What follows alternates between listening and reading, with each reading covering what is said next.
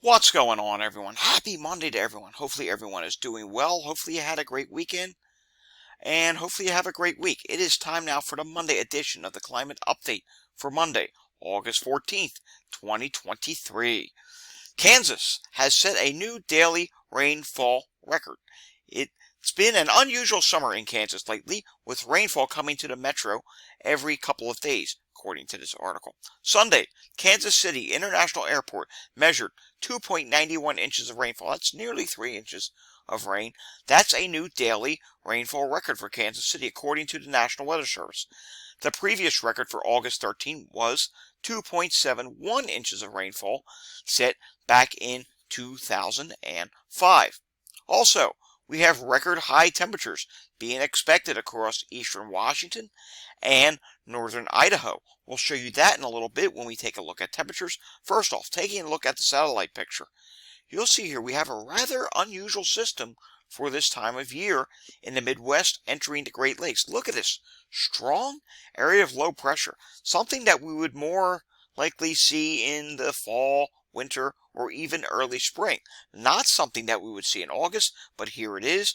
Draped ahead of it, there is a large warm front, and that could cause us some trouble as we get into this evening. On the west coast, we do have this flow that's coming up from the south.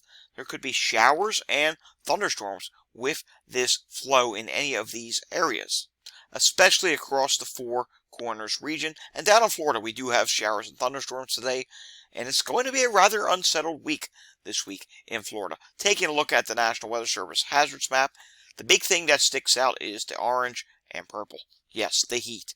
The heat continues in the south. It's going to be extremely hot, at least until this boundary finally comes southeastward. But as you know, I've been saying it for many days, it's going to stall in the south. We also have that heat that we mentioned at the top of the video here up in the northwest.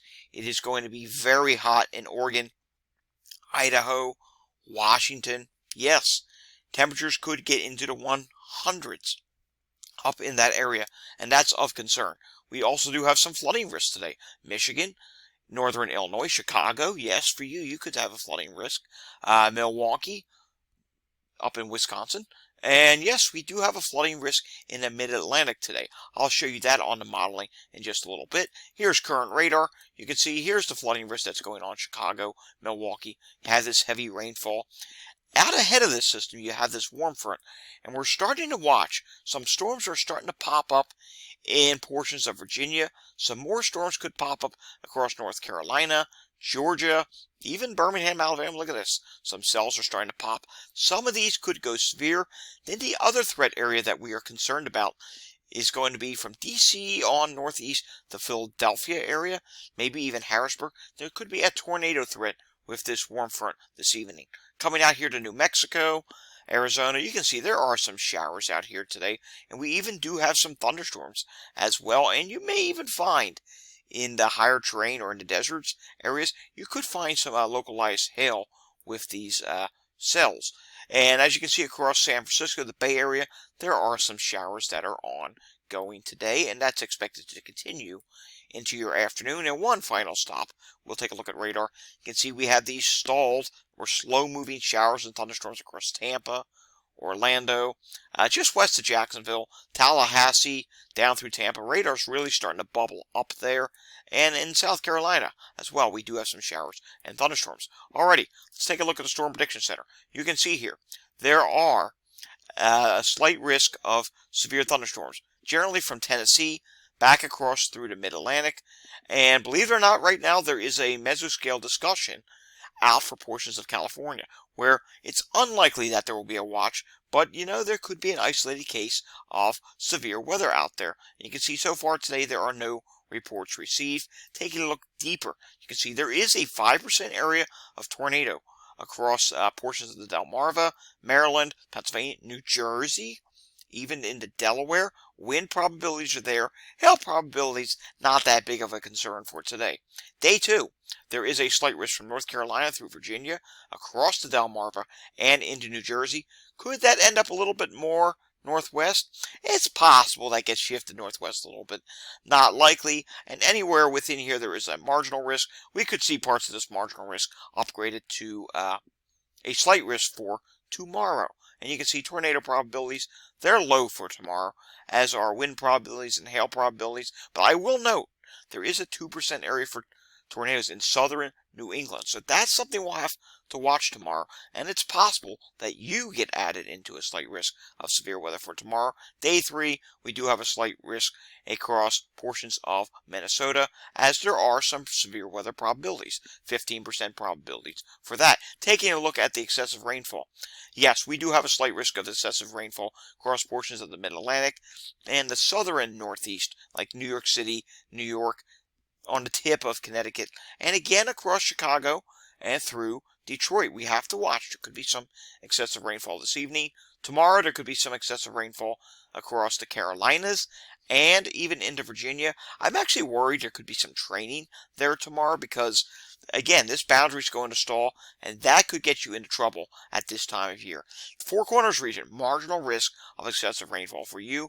Any cell that pops up could produce heavy rainfall. Same with day 3, and there's also a marginal risk from Florida on up in the Carolinas. This could get upgraded to a slight risk in Florida, because with the stall boundary, it's possible there could be some training effects going on. We do see that there is some tropical activity now. 2 disturbances. Both are in the yellow category, 20 and 30%. That's something we'll have to watch. Here's the disturbances right here. Not all that impressive right now, but down the line, it could be something that we have to watch.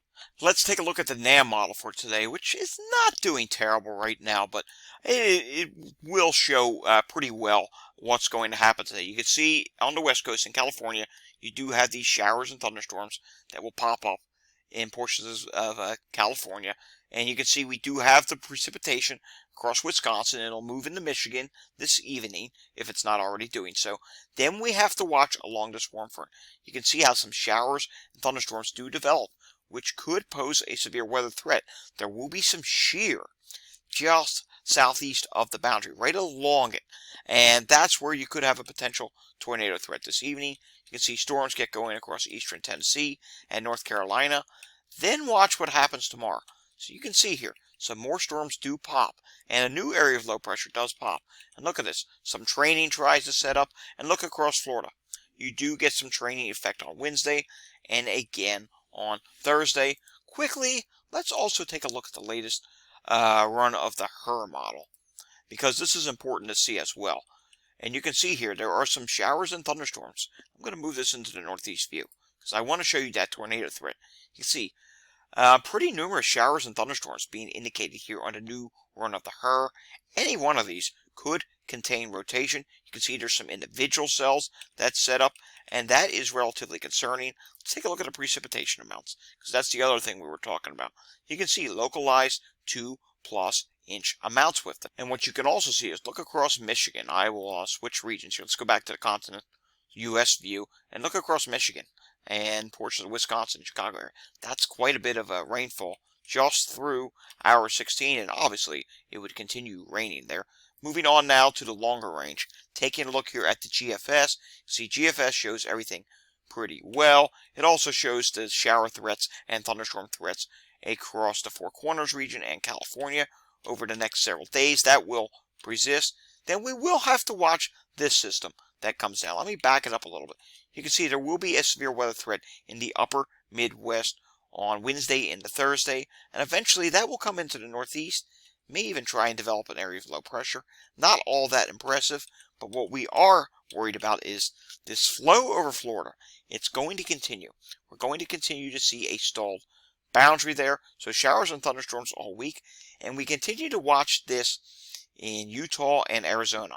There could be the potential for some flash flooding with this heavy rainfall that sets up. You can see the GFS is continuing to show it at this time. When we take a look at the precipitation totals, you can see anywhere from 3 to 5 inches of precipitation with localized 6-inch amounts. So that's fairly impressive. Let's switch over to the Canadian model. The Canadian model has as well, but it's a little bit further to the west. And again, this is really impressive for this region. And let's actually advance the Canadian model a little bit further. out to 240. And look at this. It actually includes extreme southeast California on up into Nevada. The Canadians a little more bullish. 3 to 6 isolated, yes, 7, 8-inch amounts here. So this is something we are going to pay close attention to. I mean, it is an area that does need the rainfall, but it's going to come heavily and all at once. So that could be a flooding risk that we're going to have to watch. And look at this. Southern Texas? Yes. You know, the drought-stricken area of Texas? Yes. You are seeing here on the Canadian model potential for heavy rainfall. It's good for the drought situation, but because the ground is so dry, there could be flash flood concerns. Let's take a look at temperatures. All right, you can see temperatures are going to be very hot in the south, but also look in the Pacific Northwest. This is some really hot temperatures as we head into Tuesday evening. And again, on Wednesday, not as bad on Wednesday, but actually, I'm wrong. Yes, it's as bad on Wednesday. You have to remember, in the West Coast, when we're looking at 0Z, the West Coast, it's still at the peak heating of the day. So, yes, that's not good to see. But look in the Northeast. It does cool down a little bit by the middle of the week. And again, on Thursday, not too bad. But West Coast, you're still talking about highs near 100. Look at this down here. In Nevada and Southern California, or excuse me, Arizona. Yeah, Nevada too. Nevada, Southern California.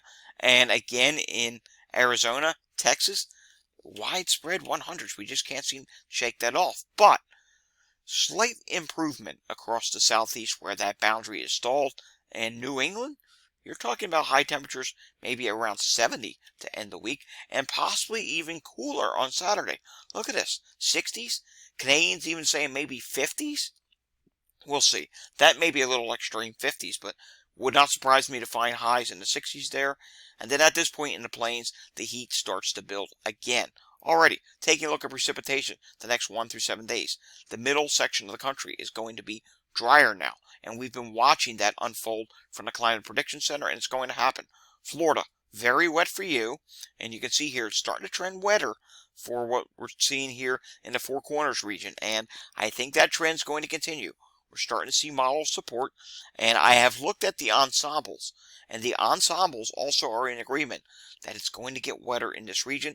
Great Lakes, the reason why it's so wet there, that's because of the system that you're seeing today. Same deal with the Northeast. After that, it's not going to be terribly wet. We're actually going to fall into a drier period for a while. 6 to 10 day temperature outlook. The peak of the heat is going to be across portions of the plains. You can see the west. Aside from the coast, it's actually going to be below average where that wet pattern sets up. Northeast, not that bad. The southeast, yes, it's still hot along the Gulf Coast states. 8 to 14 day, that's actually where the peak of the heat goes. Then it does start to warm up a little bit back in the west again. And then the northeast is below average. Taking a look at the 6 to 10 day precipitation, well above average where I showed you that monsoonal flow will set up and become very wet. Below average for a large chunk of the east of the Mississippi, actually from the plains on east. Near normal in the northeast, near normal in Florida. And on the 8 to 14 day precipitation outlook, the driest is going to be right over the Tennessee Valley. Wet in the northwest, slightly wet in the northeast, slightly wet in Florida. And yes, you're seeing this correctly. Slightly above average precipitation across southern Texas. And let's not forget our friends up in Alaska. Slightly above average for you as well. Alrighty, folks, that does it for today's weather outlook or today's climate update. We'll have another climate update again tomorrow with an update on that potentially very wet flooding situation that could unfold in the west. And of course, we'll have storm reports from what happens in the Mid-Atlantic region today. So if you like this content, give it a thumbs up. If you want to see more content like this, maybe tomorrow's video, subscribe down below. Make sure you hit that notification bell and you'll be alerted of my new updates. And if you know anyone that needs to see this information, by all means, share this with them. Have a great day. Thanks for watching. I will see you all again next time.